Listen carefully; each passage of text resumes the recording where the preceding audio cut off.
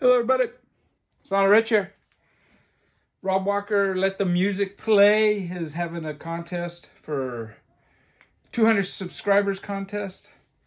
First of all, Rob, you need to change your fucking name. Anyways, no, I'm just kidding. I don't give a shit what your name is.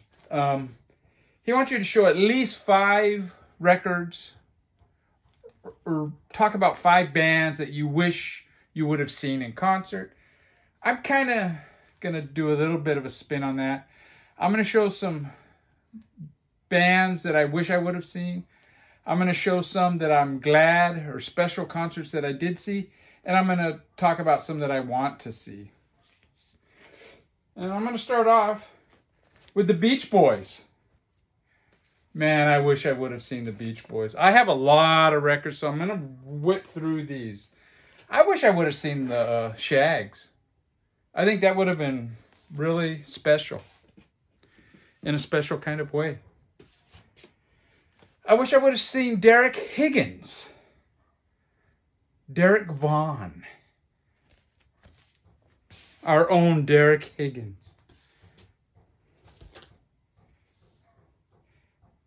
And I wish I would have seen MC Surf or Die. I don't even know the name of this band. So you know I'm fucking bullshitting here. Yeah, I want to go see those bands. Okay, I want to start it off with concerts. I've been asked and I've been thinking about doing a series of videos, concerts that I went to. And I thought, yeah, this would be a good opportunity. Whether this is a entry or not, I don't really care. And if I do win, I don't want the prize. You don't need to ship something all the way to the U.S. Send it to Invisible Ray. But here's some concerts that I wish I would have went to. And the first one I'm going to talk about is Curtis Mayfield, Back to the World. He played in Bakersfield right after Superfly. I think it was before this album. And my brother went. I didn't go for one reason or another. And I regret not going to that show. My brother said it was fantastic. I've seen clips of him and his band live. That Curtis Live album is just so... His band was excellent. And they had this subtleness about them. And Curtis's guitar playing is top notch. And that is a concert that, to this day, I regret not going to see. And towards the end of his career, he was playing in Cerritos, California. And I seriously thought about going to that. And I regret not going to that because it was shortly after that he died on stage. Some speakers fell on him or some such nonsense. Now, later in the 70s, probably, I'm thinking 78-ish, I had a couple of buddies ask me if I wanted to go see Alice Coltrane. She was playing at the Lighthouse at Hermosa Beach. A lot of jazz people played at the Lighthouse. Really small club, 21 and older. And I'm going to show John Coltrane albums. I don't have any Alice Coltrane. I wasn't really familiar with Alice Coltrane. I mean, I knew her, but I didn't know her music. And I just thought, why am I going to go see somebody that's just living off of the name of John Coltrane? And they told me, I talked to them a couple weeks later, and they go, oh man, you missed a good gig, man. They were fucking out there. And then I've listened to her music since, and I go, man, I did. I missed the opportunity. And yeah, this is an album I just got. Davis Winchester IV sent this to me. Ascension. I'll talk about that in my next Vinyl Finds. Now, another band I could have seen. Actually, I did see them. But I don't consider it that I saw them because it sucked. And it's The Who. I had a lot of opportunities to go see The Who in the 70s. They played Los Angeles every other year at least. And they would play the Sports Arena a lot during the 70s. They opened for the Clash. I wish I would have went to that show. My brother went to that one. I wish I would have went to that. But those earlier shows in the 70s, my cousin Marty used to go to them, and I never went for one reason or another. And I really wish I would have. I saw them later, probably in the late 80s. Keith Moon had already passed on. And honestly, I don't consider myself seeing. I don't think to this day, I don't think I saw the Who. It wasn't the same. And that's why I'm not interested in going to, when I'm going to talk about bands I want to see. I don't want to see Paul McCartney. I don't want to see Roger Daltrey and Pete Townsend pretending like they're the Who. That has no interest to me at all. Now, another concert I wish I would have had an opportunity to go. That's the other thing. I'm talking about actual shows that I could have went to.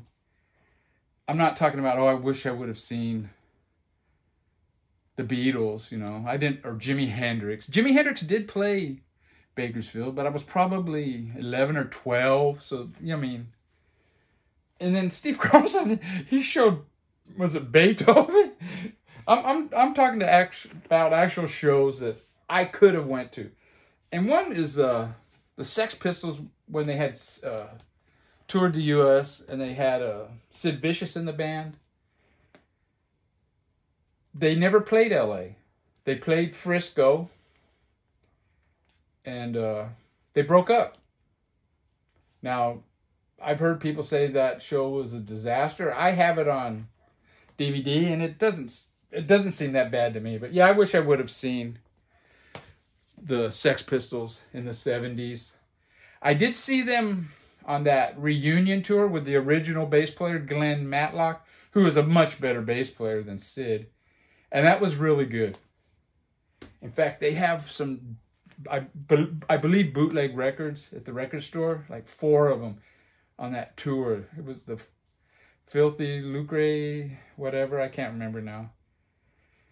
And they have like a Japan, one in France, I think, one in Italy. Maybe it was 3. Now, another band in the 70s used to play the clubs. And I remember we were considering going this one time at the Whiskey, and it's the Screamers. I saw a lot of the early punk bands, the Weirdos and whatnot, the Go-Go's, the Eyes, but I never did see the Screamers. Now, one reason, I don't know if it's because they didn't have guitar players, and I thought, how good can they be? But man, they're an excellent band. They never really recorded any they never had any official releases. And it's a shame, man. If this band would have been in New York City, they'd be legends, But yeah, the LA punk bands got no respect. Now, another concert I regret not going to, and it's kind of similar to the Curtis Mayfield, because I did have an opportunity to go later in his career, before he passed. But I'm talking about Frank Sinatra. I believe it was in 1982. He was doing that. It was about the time of the Concert for the Americas. And I seriously thought about going to that, and I did not go. Luis Miguel, I think, is the guy. He was the opening act, singer from Mexico, that I was really not real familiar with. My wife knows him. She knew him from when he was real little in movies and stuff. But yeah, I really regret not going to that Sinatra. And again, like I said, he did play L.A. like a year before he passed away, a couple of years before he passed away. And again, I thought about going, and I didn't. And finally, we got the Jonestown Massacre. I remember in the 90s, I remember seeing these guys, like, in the LA Weekly or other similar magazines. You would, at the back, there would be like 10 to 20 pages of gigs, And I used to see this name all the time, Jonestown Massacre. And I always thought to myself, man, that's a fucking good name for a band. But in the 90s, I wasn't really going to shows. And then by, I don't know, a certain point in the 90s, I wasn't even buying music. I wasn't even buying music anymore. And yeah, this is one band I wish I had seen, because I had plenty of opportunities to. They were playing in LA a lot. I guess I lived in LA for quite a while. Now I'm going to talk about some bands. I'm going to move these records because I have a lot of records here. About some individual concerts that I went to that were up here, man. I mean, really, I don't know if you could say they had an effect on me. But they were kind of blew me away concerts. And I'm not going to talk about all of them. Rachel asked me once on her live stream, what's your favorite concert you've ever been to? I can't say. I don't know. But one that was up there is Neil Young. I think this album came out in 1973. Yeah. I don't know if this is the band that I saw him in 73. So I don't know if this was recorded in 73 or not. But I know this was recorded in 1973. Tonight's the Night. Yeah, I saw Neil Young. The opening act was Linda Ronstadt. And basically her backing band was the Eagles. I thought they were okay. I was a rocker though, you know.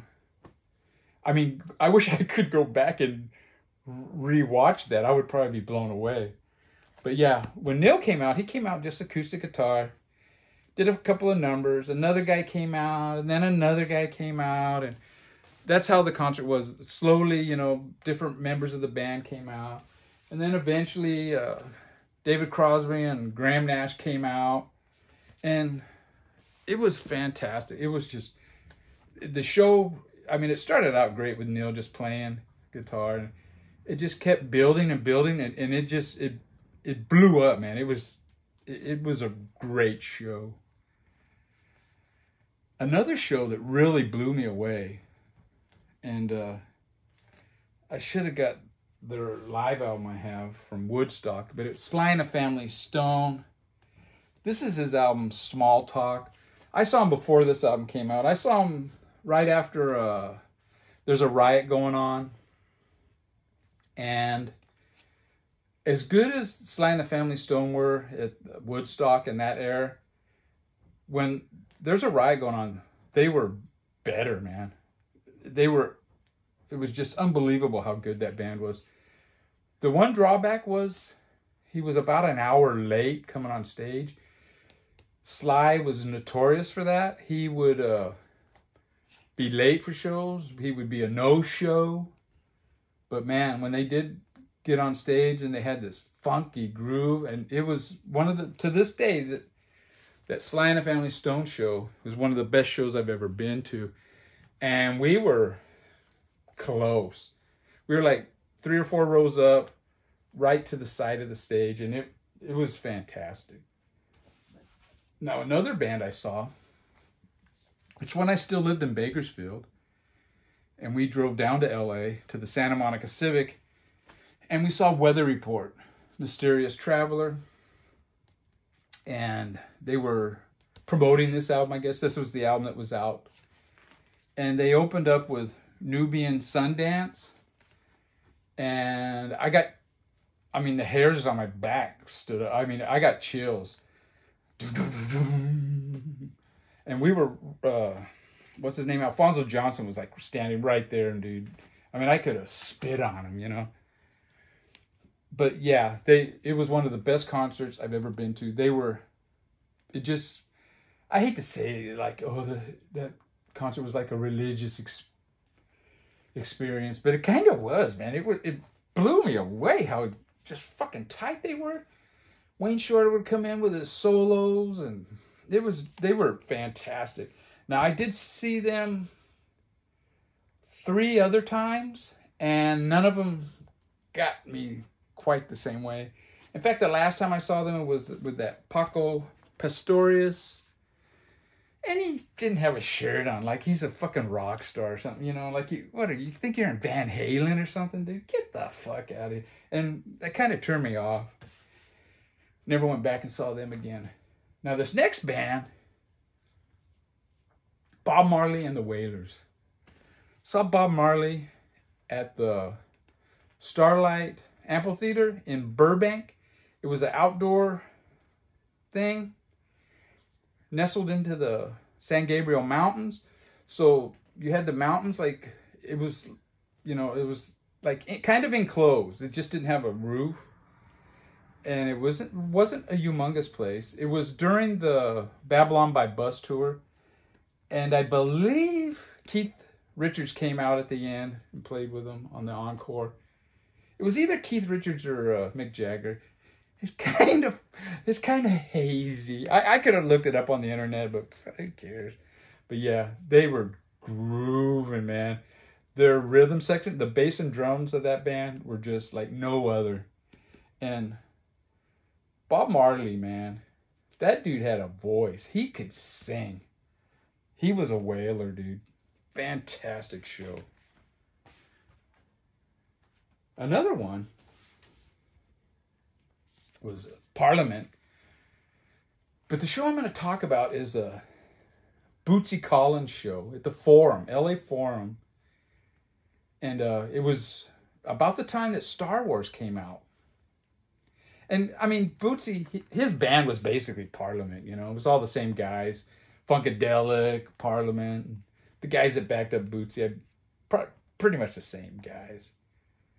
And they were selling lightsabers outside and maybe even inside. And when Bootsy was playing, they turned the lights down. And I mean, I didn't buy one, but obviously it seemed like half of the crowd did. And they were swirling these things around, and the whole auditorium was like, just like these lightsabers going around and around, you know. I mean, BTS does that shit now. My daughter, when she went to see him, you buy this light thing, and it's programmed to do different colors at different times of the concert. But back then in 76 or whenever Star Wars came out, 77, there wasn't nothing like that. But that was as good as we got, you know. It was a hell of a lot better than a lighter. And it blew me away. And this is one of the bands that Steve Carlson said he wished he would have went and seen. And I guess his friends said, man, you'll be the only white dude there, you know. And I was pretty much the only white dude at the Bootsy show, but it was all good, you know. I've been to several shows where I was the only white guy at. Now, another show that I went to at the Forum about the same time was Diana Ross. Could have been a little bit later.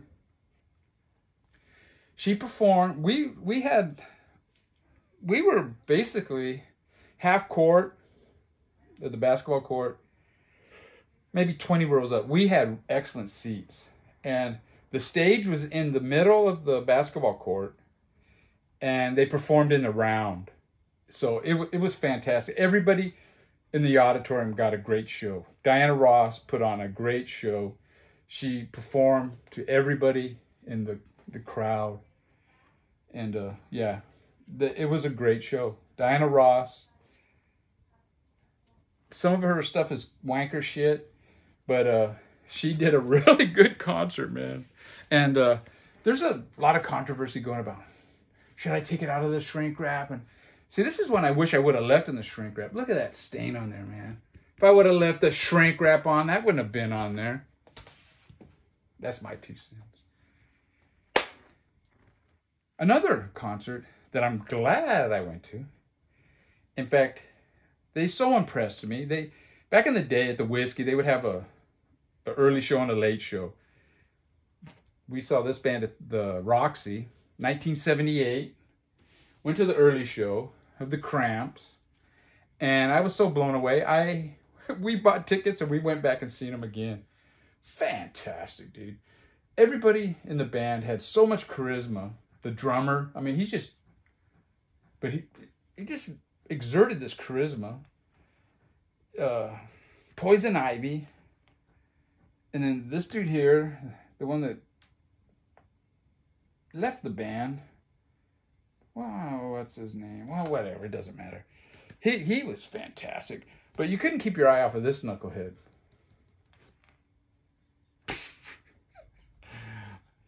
Lux Interior, boy. That guy, he was he was a trip. His pants were halfway. You could see, by the end of the show, you could see half of his butt crack was hanging out. But what blew me away, I mean, I had heard of the Cramps. I had even heard some of their music, and it didn't impress me. But when I saw them live, and they opened up, I believe, with the TV set, and this dude went into his solo, just feedback noise, and I was watching, and I go, wow, I've never seen or heard anybody play guitar like that. And it was just like, sounded like out of control noise, but he was definitely in control. And I became a fan like that. And yeah, it was a great show. And yeah, this is about them. It's about what they look like. I don't know if you can see that. But yeah, fantastic. The Cramps, 1978. I saw them several other times. But yeah, that first time was a trip. The Police. I saw this band when this album came out. Probably about a year after that Cramps concert. And it isn't how their records sounded. They did not sound like their records. The guitar, Andy Summers' guitar was like Jimi Hendrix. The drums they were loud, let's put it that way. In fact, when I went to the concession stand, and I don't know what I bought, soda or something. I don't like to drink beers when I'm out at places and whatever. And the lady at the concession stand even made the comment, I've been to a lot of concerts, but I've never been to one that was this loud. And when you go to the concession stands, you go through these doors, the doors close on you, and it was loud even there. It was a trip. And yeah, they were actually really good. They got very commercial and, you know, don't stand so close to me and all that kind of stuff. I kind of wish they would have went into another direction. I mean, they blew up. They were playing stadiums, so good for them. But I wish they would have went into another direction. But yeah, the Police are good. I mean, people like to bag on them, but their albums are good. That's the only one I have anymore. But and about a month after we saw the Police, we saw Elvis, Costello, and the Attractions. And as good as the Police were, I would have to say these guys were better, man. They just fucking rocked, and it was a trip. And if you like these early albums, live, they were just even better. It was just great. Elvis Costello put on such a great show, and his band, the Attractions, were great. Now, if Elvis Costello played, and I had an opportunity to go see him now, I probably wouldn't go, you know. I'm not interested in, bringing back the memories, that kind of shit. This band, Public Image. I didn't get to see Sex Pistols, but I did see Public Image the first time they came around. And it was a hell of a show. It had a really weird atmosphere in there. Kind of, I don't know if you would say a negative atmosphere, but it had a really weird atmosphere in there. And one of my girlfriend's friends lived in the Central Coast of California. She was like a hippie chick. She came down to LA, and we had tickets. I got another ticket for her, and she didn't know what to expect. And I didn't either. The first band was Los Lobos. They played totally in Spanish. My wife's friend was Mexican, so she kind of dug that. So it got her onto a good vibe. But the audience, man, they were throwing shit at them. The next group that came up was these two nude guys. With all they had on were belts around their waist. And the shit really started flying for them. They didn't even get to perform. I don't know if they were going to do speaking gig or what. But yeah, if you thought the shit was flying for Los Lobos, these guys, man, they got pelted. And finally, two guys or somebody jumped up on stage and chased them. And they just ran before they could perform. The next band was the Plugs. And I think it might have been before the Plugs had an album. It was about that time, I think. This was probably 1980. And the Plugs were fantastic.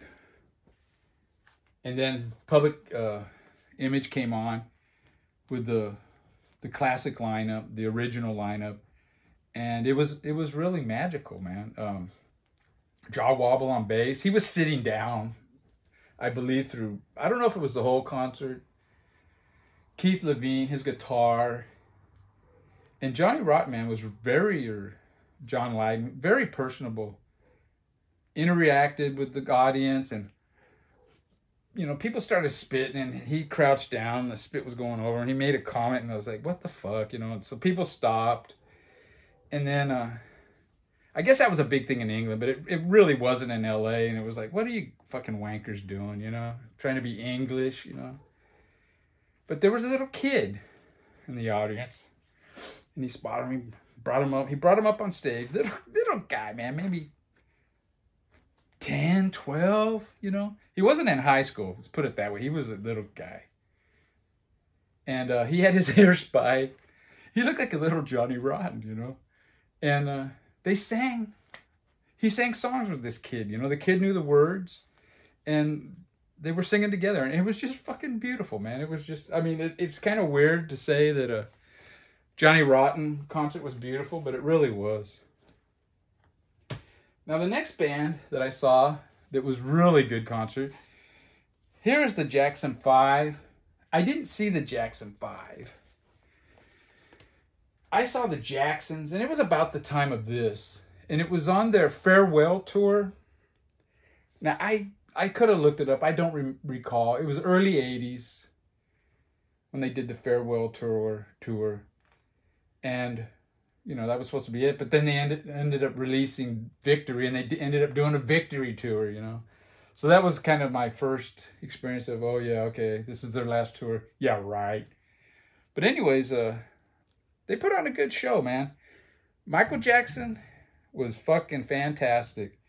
There's one time where he's like singing, and all of a sudden, cloud of smoke goes, and then when the smoke dies down, he's not there.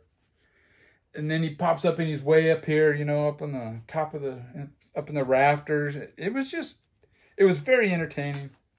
Say what you want, but the Jacksons put on an excellent show. Michael Jackson might have dove off a deep end later in life, but whatever. And I got rid of all my Michael Jackson albums. This is the only one I have.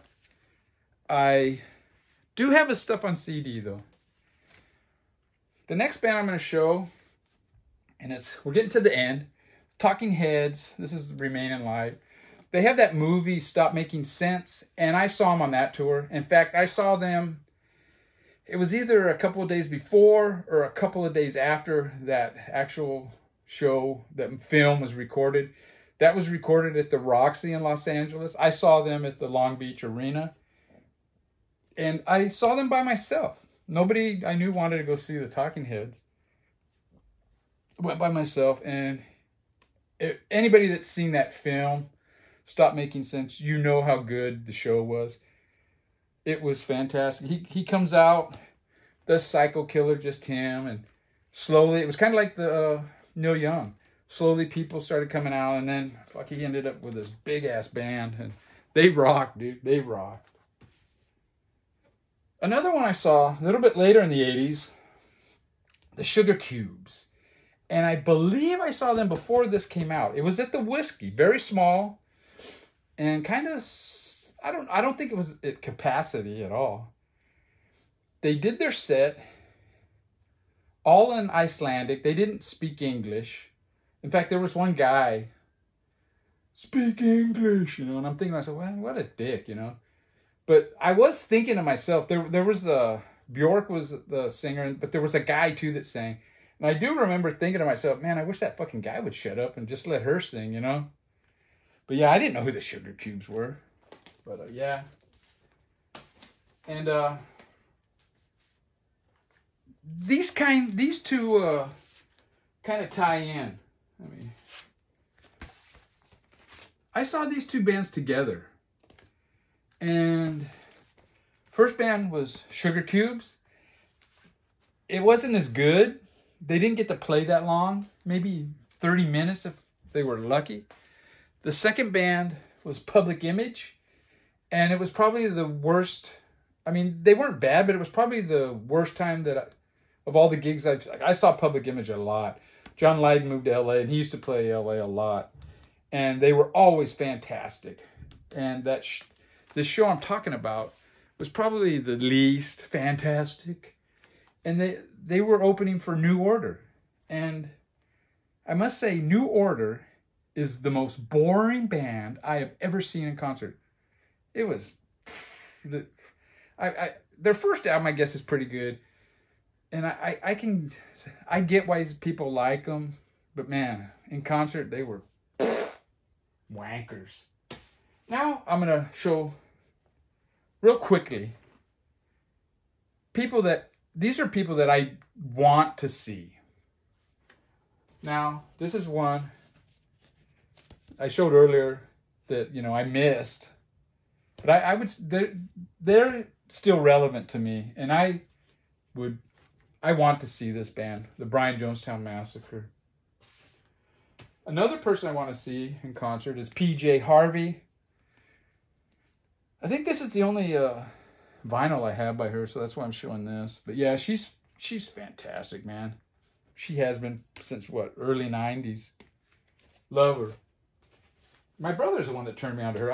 I knew of the name, but I was at his house once, and he was playing a DVD of her. And I go, fuck, this fucking rocks. And I ended up buying all her CDs. Yeah. Another one I want to see is, I want to see her quite a bit, is Courtney Barnett. The Vinyl Potato shot some footage of them. And I've watched footage of her. And she's fantastic in concert. I think she's great. This is her first, it's actually her first 2 EPs put onto one. So I call this her first album. Other people don't, but whatever. Courtney Barnett, check her out, man. She is great. The next one is the Coat Hangers. I showed this, and I don't remember what I said. I probably said, yeah, some of the songs I really like, and then others are a little more too polished, or I don't remember. And the Vinyl Potato told me, oh man, you should check out their earlier stuff. Yeah, this is the Coat Hangers. And I recently got this. In fact, this is the last album I bought. And this is their debut album. It's on Suicide Squeeze. But Bandcamp has some of their albums, like maybe anywhere from 7 to 20 copies of their albums left. And yeah, I picked up their first one. I ordered the second one off of Bandcamp. And then I got 3 coming I bought from the label, Suicide Squeeze. And then a week later, what Suicide Squeeze didn't sell, I guess now they're offering on Bandcamp. And I wish I would have waited, but you can't take that chance, because on Bandcamp, then you can stream it. I don't know. I think I have download cards coming with them, but whatever. The Coat Hangers, fantastic girls. 2 singers. The drummer, man, her voice is just off the hook. It's frantic. The other girl has more of a normal voice.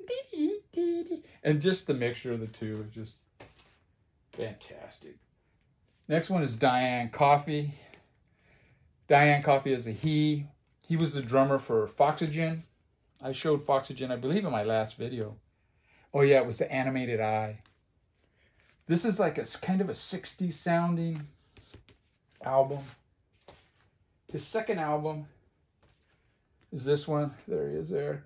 This has more of a 70s glam feel to it. And he does have a third album that, I don't know, it has kind of an 80s sound. Quite frankly, I've gotten rid of most of my 80s stuff. Not all, but that synthesizer sound, I just don't have a desire to hear it. So I haven't bought that one, but I probably should. I really like this guy. And I was going to go see him last year. He was going to be playing. And then you know what happened last year. Now, 2 more. I want to see the Sleeford Mods. They were another band that was supposed to be coming April or May of last year, and it got canceled. But yeah, these dudes, man, fantastic, dude. Cockney dudes. You got the one guy. I don't know where they're from. I'm not sure if they're Londoners or not. But you got the one guy, he's got kind of like a rap. And then this guy does all these really basic, simple electronics. And it's just great. There's a lot of videos of them and performing. And the last band that I want to see, and I want to see them badly, is Nod. This is Nod with the, what is it, with the Radar Man from the Moon. It's like a collaboration. Really good rockin' album. This is a live album of theirs. Live at Roadburn, 2012. Nod, GNOD. Just fantastic stuff. Maybe my favorite band, current band. That's it. Sorry it took so long. I'm going to leave a link to Rob Walker's channel. Subscribe to the guy so he can get to 1,000, 200. Now, Rob Walker, he's an interesting chap. When he first got on, especially, it was like he was talking, he was like in a library. And he would talk like this. And, oh, the Jam are the best band ever. And then when Rachel Streams, started streaming this past year, he's in the peanut gallery and he's cracking all these wisecrack jokes and that. And I'm thinking, man, I wish the guy that's, doing all these wisecrack jokes would start making videos. But anyways, love you, Rob. Take care. Oh, man, that was too long, I know.